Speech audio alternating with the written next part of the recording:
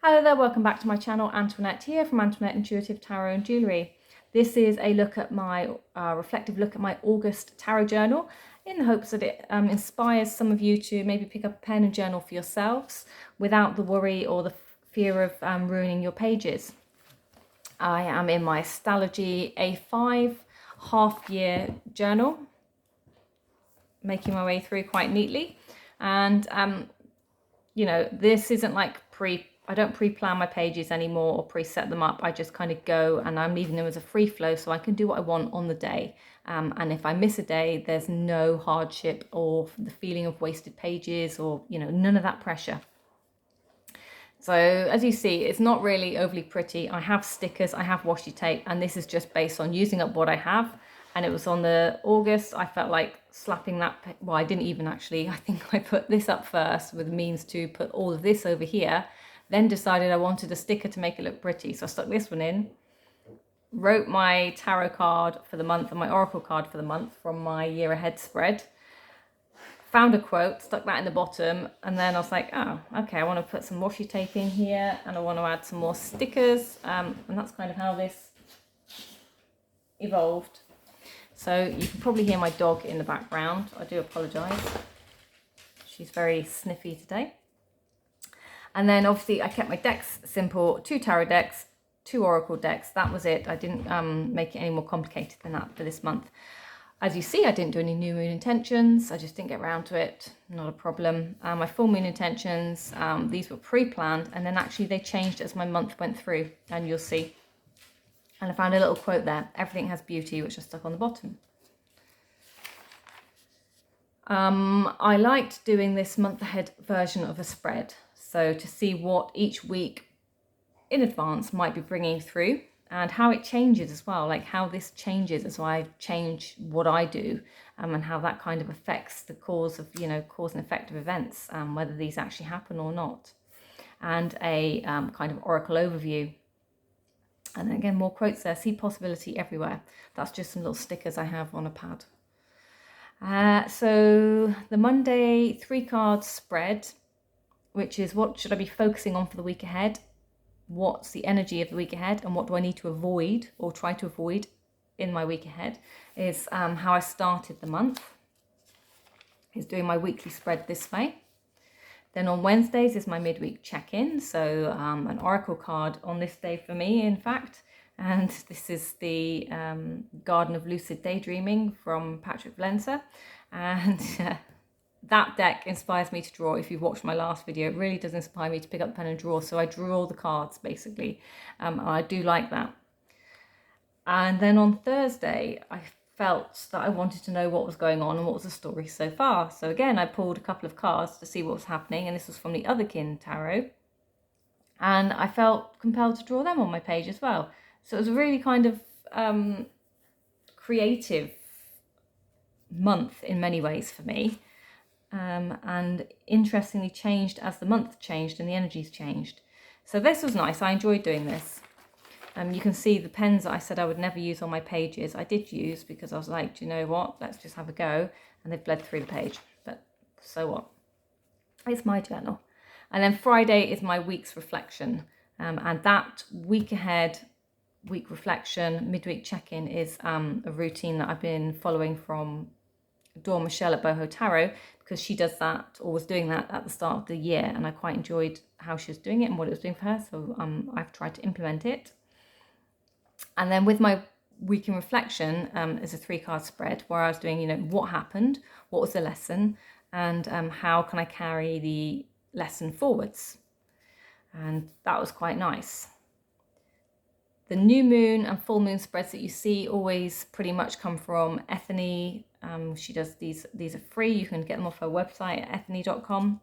So I do like to use her spreads because she gives you lots of information about the moon, the energy, what to do, what house it's in, how to best work with the energy. This week I did 2 things. So I did my week ahead spread. So instead of a 3-card spread, I went back to what I used to do in my old journals, my old busy days planner, in fact, my disc band. And I broke it down into how my week works. So Monday and Tuesday I pulled my cards for Monday and Tuesday. 2 actually came out, just quite by chance, 2 came out. So I wrote about 2 cards for Monday and Tuesday energy.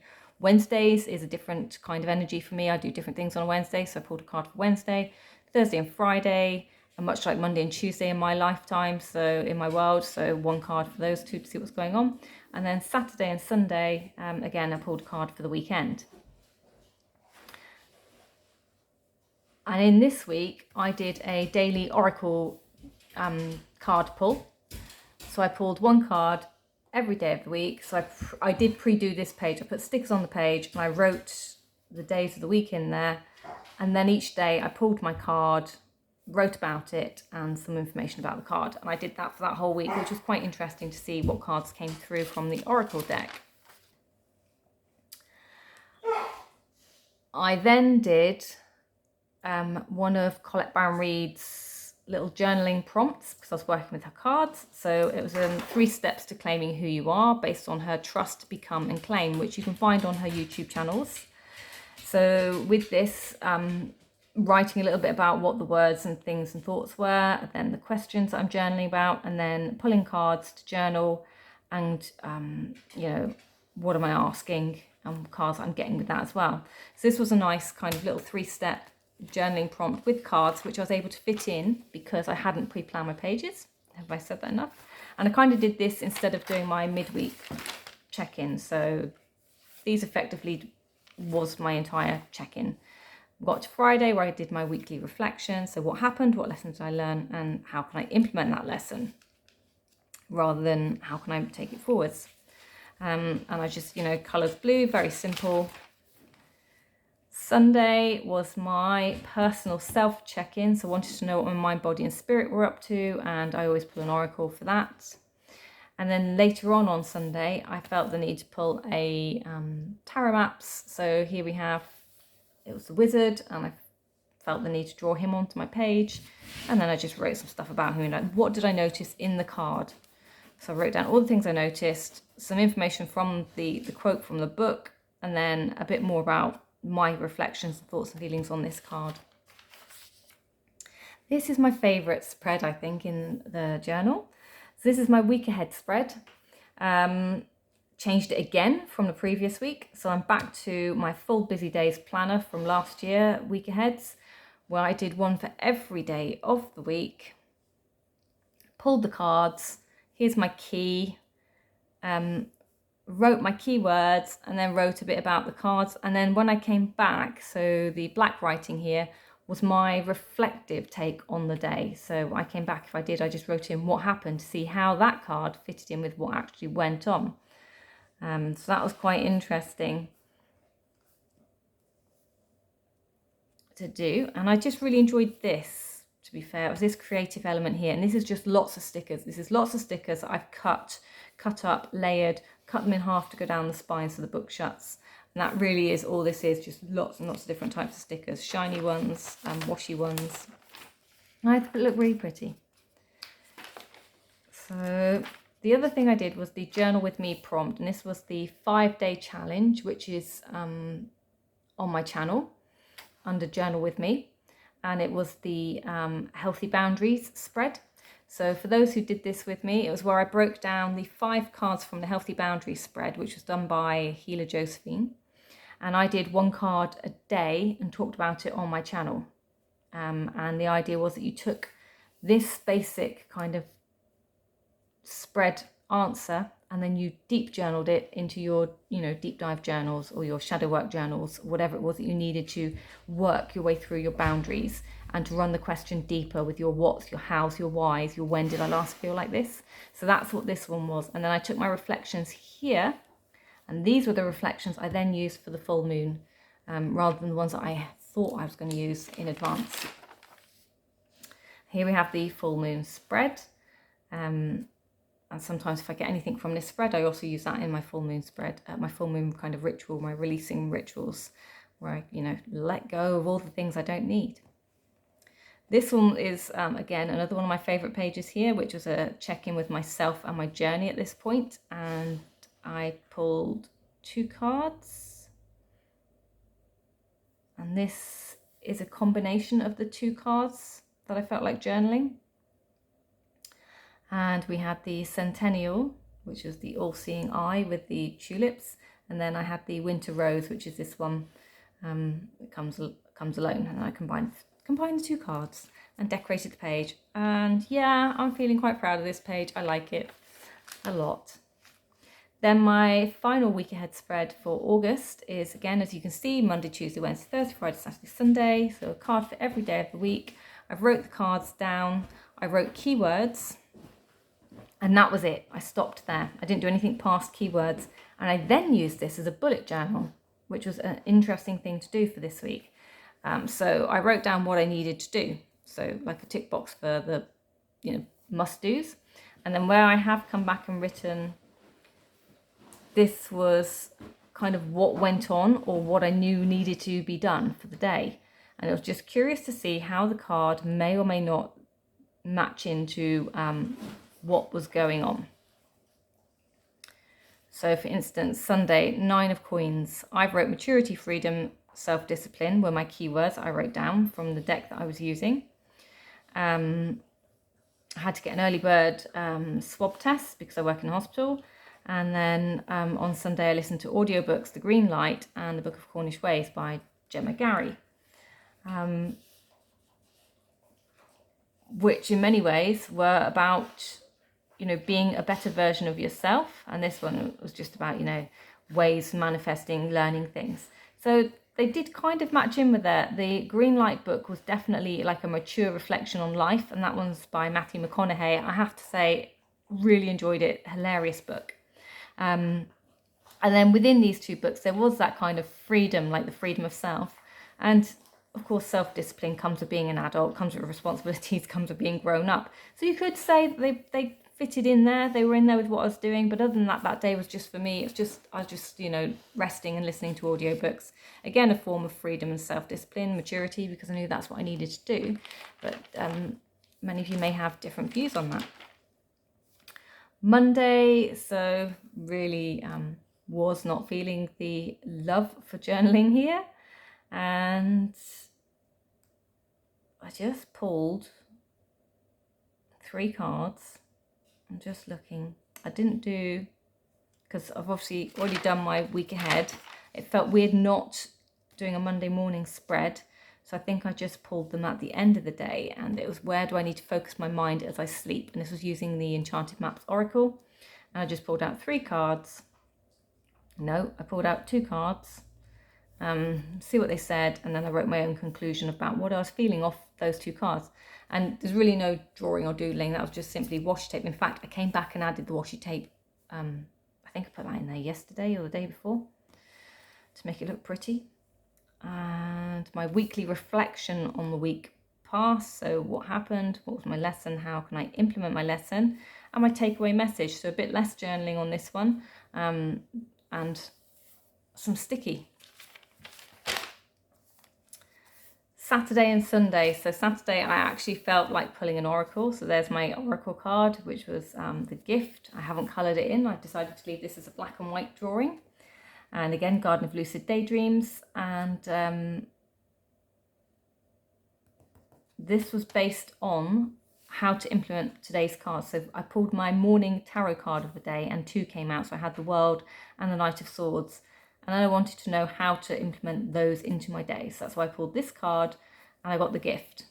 So it's just reminding me to remain open-minded, being a state of gratitude. And basically the underall message was manners are free for me. So don't forget your manners. And then Sunday, self-care check-in. So just wanted to know where my inner energy was going for Sunday, what hidden forces were at play, and how can I move forwards positively with what was going on, because we had the 5 of Wands, 3 of Swords, and the Wheel of Fortune, of course, for moving forwards. See how ironic that is? And that was my Sunday journaling. My monthly in this, so somebody asked me, so this is a date book from 2020, is it? No, it was 2021. I've just written over the things that were there, and I've called it my daily drawers. This is from Britain. This is a little shop called Clinton's Cards, and this is like one of those little books that sit, at the checkout when you leave. Online, Amazon has something called a month ahead calendar book, I think. So there is something that you can get similar. This is my daily pulls where I just record them down, keywords for the daily pulls to see if my words change, what other words I feel on the day, what else I'm feeling. And my words do change, so it's interesting to see. And on this month, because I can now do this, I had 11 majors. We had 7 swords, 5 pentacles, 6 cups, 6 wands. And then just because as I was counting up, it was curious to see, I had 5 8s out of this and 4 9s. So it was just a curious number because I noticed as I was going through, there was like numbers repeating. They were actually catching my eye, like 9, 9, 9, 8, 8, 8. So for me, I just wanted to know, and of course the strength card is an 8. So I just wanted to know where I was going, and then I'm ready to go into September. And I used the Otherkin Tarot as my daily pulls for this. I used, so let's take a look at the decks I was using. So my Garden of Lucid Daydreams. There's the last card you've seen that I've drawn.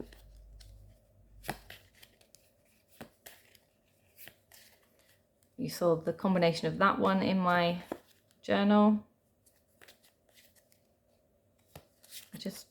It's the line drawings in these that really kind of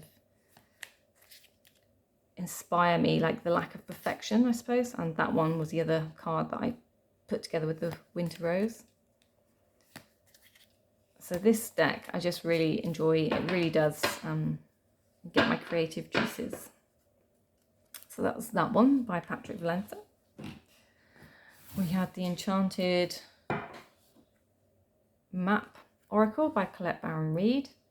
This is her 2nd edition, so these have changed.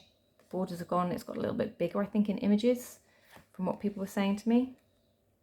So this was quite nice to work with, and I work with this with the book, always with the book for this one, because this is one of her coaching decks that she uses. And it just gives some really good kind of advice, pause for thought, things to think about, as do most of her decks. And as she always says, she uses the guidebook, so why on earth wouldn't we? So I quite like this deck. It's very pretty. The keywords give you plenty to think about. You've got your numerology aspects in there as well. And the images work too. So that was that one. Then I worked with the Tarot of the Divine. I use this one to do my weeks aheads, months aheads, rather than my dailies. And I only used the guidebook for this if I needed another keyword, because the images are slightly more inspiring. And the guidebook had a few different keywords, so I quite enjoyed looking and seeing what other keywords were in there. The colours are sort of a beautiful muted pastel with these like pops of turquoise and darks, which I really enjoy. Although they're colourful, they're quite serene, gentle on the eye, I think, personally. It's a really nice colour palette. And for those who don't know, this is based on story tales, folklore from around the world. And there is a large book that comes with this, an accompanying book if you wanted to buy that, where there's a breakdown of the story tales in there. But the one inside here is perfectly good for what you need to read the cards. So get that one. And then the Otherkin Tarot, which was new to my collection. And this is one of the ones where you saw me draw 2 cards in my book. So this one, got the whole deck upside down. Yeah, just very inspiring again because it's line drawing, so I found it easy to kind of follow and get to grips with drawing these images into my book as well. So King of Pentacles, So these are just very nice, very easy on the eye, very simple watercolours. Working with set decks and using them in slightly different ways, or trying to read them together, did bring me to a weird kind of conclusion. One that I know Dawn Michelle at Boho Tarot has said, if she's got a busy oracle deck, because of how she uses them, when she has a busy oracle deck, she can't read the tarot and the oracle together if they're both busy. And I never really thought about it like that, because I read my tarot spread and then I read the oracle card as the overall energy of the read afterwards. And I could just pick that card up and throw it over the top of my spread, basically, and use that as my last card and not worry about whether it matches. But there was 1 or 2 spreads that I was doing with these, especially when I was doing like my daily oracle pull and my daily tarot pull for that 1 week, where when I put them together, I'd often sometimes pull this after I pulled this to see what was going on and give me like a dual message. And I found that these 2 actually worked very well together as individual and joint, whereas these ones I was kind of less in tune with. Wouldn't read these together. I wouldn't read them as a joint spread. Does that make sense? They just didn't feel quite so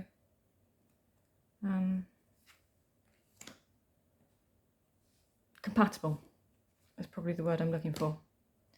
So, I mean, you know, as I'm randomly pulling them, heal the ouch, the 8 of Cups, there are like great similarities in what's going on, but image-wise, I just wasn't feeling it. So, yeah, that was a curious thing. That was a new thing for me. It's not something that I had before. And of course, my Garden of Lucid Daydreams, I was just pulling this one out. Basically, I use this one usually on its own or as my last card of the deck. But again, I'm not 100% sure they go perfectly well, but they're not too far because they have their own muted versions of colour palette. So they're not competing with each other, although this is definitely the brighter of the images. Yeah. So that was those. And again, if I put them with this one, because they're both line drawings, I mean, in theory, they should go quite nicely. But I don't know. I just prefer this one on its own, I think. Let me know what your thoughts are. Right, I think that's probably long enough. Thank you so much for watching. How did your month go for August, and what were your favourite cards and decks to use? Let me know in comments, and I'll see you in the next one. Take care. Bye-bye.